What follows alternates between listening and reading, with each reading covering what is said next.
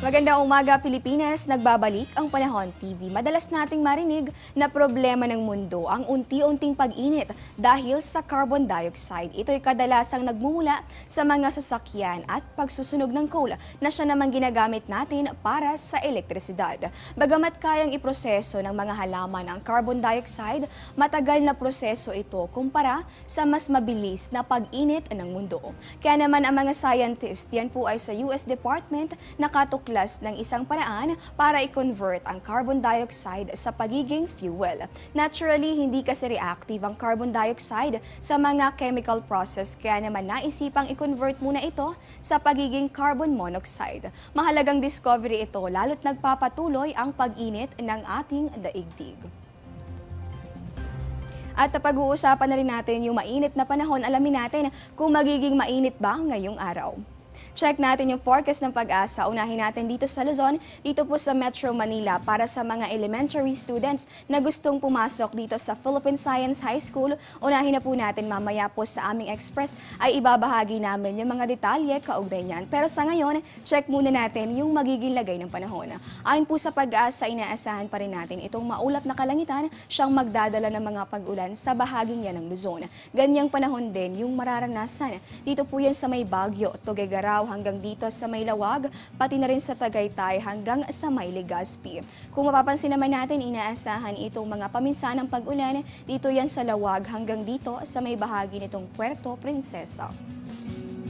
Check naman natin sa Visayas, sa ating pong mga taga-subaybay na nanonood dito sa may bahagi nitong Tacloban hanggang sa Metro Cebu. Magandang balita po. Mararanasan na ngayon yung improving weather condition dyan sa inyong lugar. Ibig sabihin, magpapakita si Haring Araw pero huwag maging kampante, magdala pa rin ng payong dahil nariyan pa rin yung mga tsansa ng mga pulu-pulong pag-ulan o pagkidlat at pagkulog. Panghuli na lamang natin, dito sa bahagi nitong Mindanao, inaasahan natin itong generally fair weather condition. Dito po yan sa Cagayan de Oro, Metro Davao hanggang sa may Zamboanga. Mayroon po tayong temperatura na nasa pagitan ng 24 at posible po yung umabot sa 33 degrees Celsius. At para kumpleto na yung ating weather forecast, tingnan na rin natin yung magiging lagay ng panahon sa mga susunod na araw. Unahin natin dito sa City of Pines. Bukas inaasahan pa rin natin na nariyan pa rin yung mga tsansa ng mga pag-ulan. Katulad naman ng nabanggit ni Pag-asa weather forecaster Meno Mendoza, pagsapit itong araw ng Huwebes hanggang sa araw ng Biyernes, magbabalik na yung pangkalahatang maaliwalas na panahon. Check naman natin dito sa bahagi nitong Metro Manila, katulad ng mararanasang panahon sa Baguio, inaasahan din natin magpapatuloy itong pangkalahatang maaliwalas na panahon pagsapit po ng Huwebes at tatagal hanggang sa araw ng Biyernes. Punta naman tayo sa bahagi nitong Metro Cebu. Inaasahan din natin itong pangkalahatang maaliwalas na panahon. Simula po yan bukas hanggang sa araw ng Biyernes at ang ating temperatura bahagyang mataas, posible po yung umabot sa 33 degrees Celsius.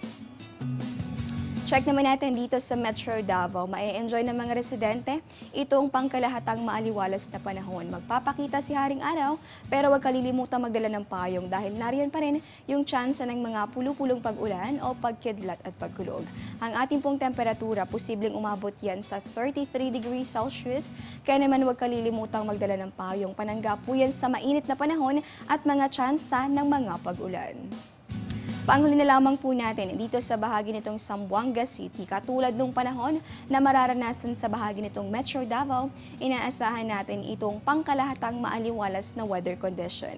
Mayroon po tayong temperaturang nasa pagitan ng 24 at posible ring umabot yan sa 33 degrees Celsius. Diyan lamang po kayo, magbabalik pa kami matapos ng isang paalala.